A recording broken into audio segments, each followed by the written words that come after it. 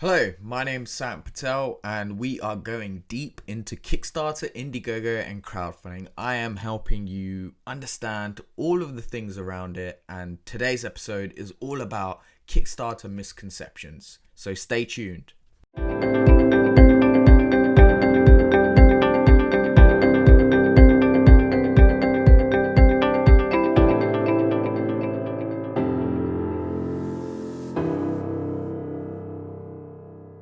Hey guys, so today is all about Kickstarter misconceptions.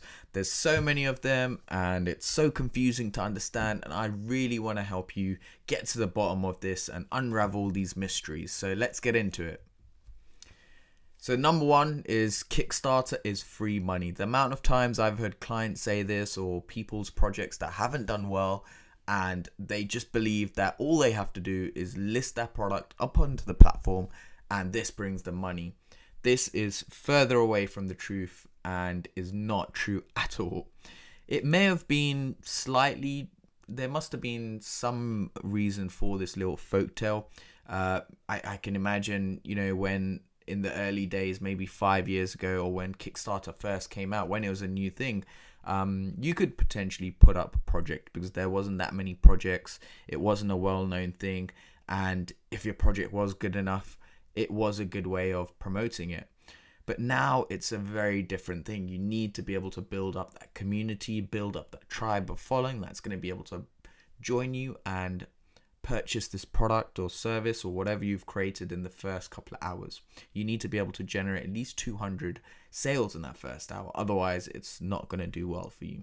So for those of you still out there, Kickstarter is not free money. You need to put some work behind it for you to make the platform make money for you. Number two is raising 1 million. So the amount of clients also that say, hey, we need to raise 1 million. You need to be able to understand how 1 million happens. The amount of people doing 1 million, you've got to understand these projects. People that come in for the first time and launch a brand new product, it's very difficult to raise 1 million in your first go.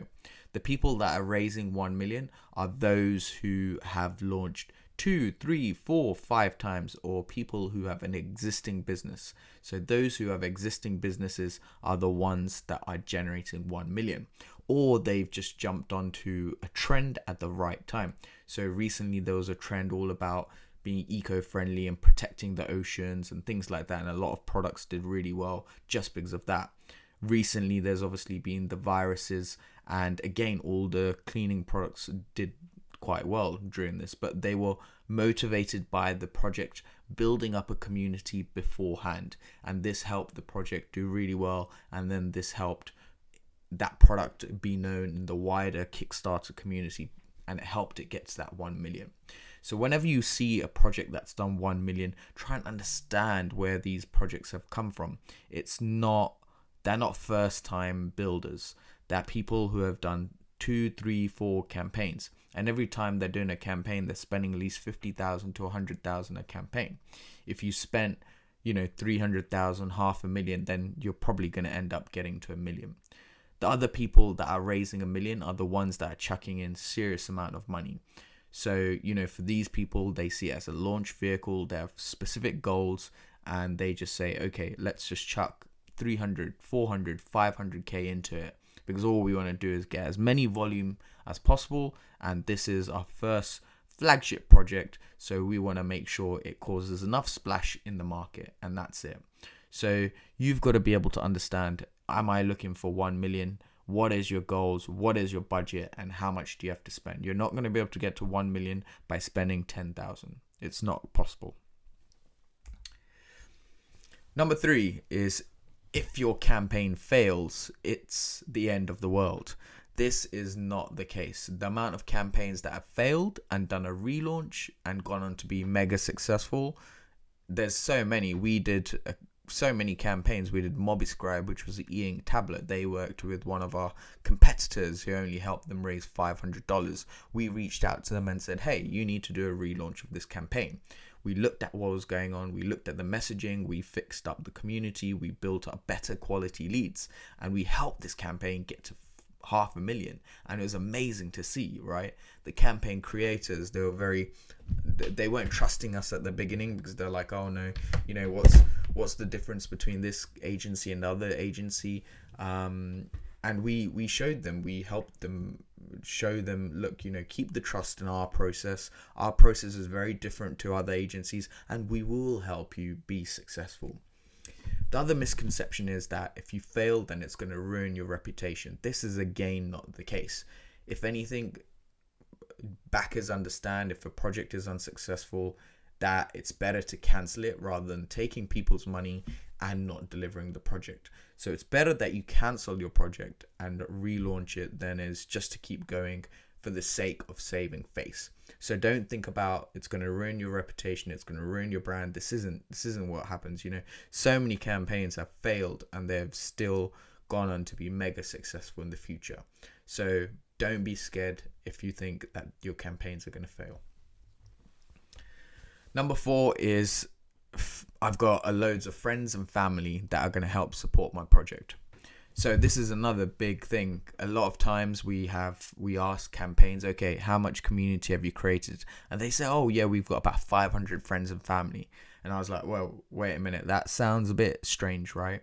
Because the amount of times I've asked friends and family for anything, I can only count on my on my little fingers, that I can guarantee that half of them won't show up and the rest of them won't even back or ignore me. So it's important to be realistic. Friends and family is not going to bring you the level of success that you want. It's not enough to have friends and family. Whatever you think your friends and family is, I would divide that number by 4. Even less than that. I would expect about 5 to 10 people from your friends and family to turn up. Friends and family aren't going to be there to support your project, and this is just the case. No matter how close you are with them, they're just not going to support you. And if they are, then it's a good thing. You can think of it as a bonus, right? These people are going to be there as a bonus for you, but I wouldn't be relying on them solely to help launch your campaign. Number 5 is big brands don't use it. So this is a big thing, right? Like, big brands are now using it. So many big brands. We've worked with a couple of big brands, Xiaomi, people like that, to help them launch campaigns to market. So it's no longer a case that startups are the only ones using it, or that companies that have no money are using it. To do a successful campaign that's at least 100,000, companies are spending up to 50,000 at the very minimum on marketing, on building up the assets. So now people that are crowdfunding are generally crowdfunding and they've got money behind them. They're spending a substantial amount of money to be able to get the numbers they need.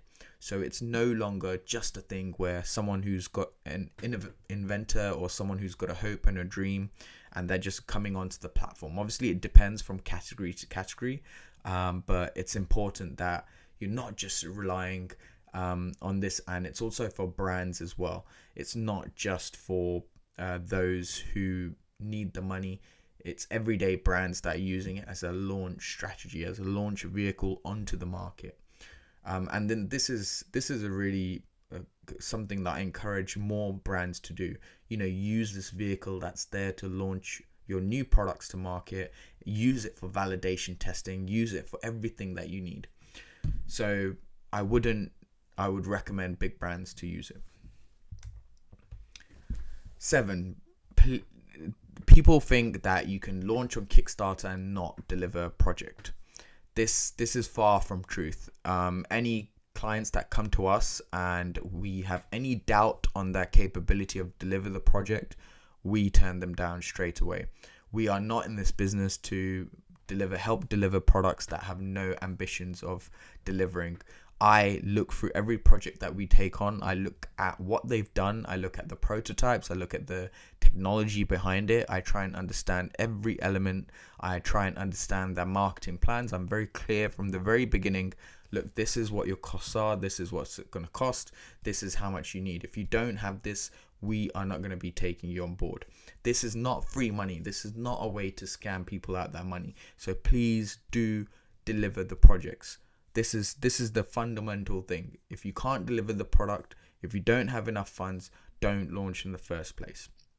So I hope this was good information for you guys on some of the Kickstarter misconceptions. I hope you enjoyed it. If you did, leave me a comment, leave me a thumbs up. Let me know. I get back to each of the comments. Don't forget to join the free Facebook group that has over 2,500 creators that are in the same position as you, some who have launched mega successful campaigns. I've also got a book all on Facebook advertising for crowdfunding. So do check out the comments below, and I'll catch you on the next episode. Thanks for listening.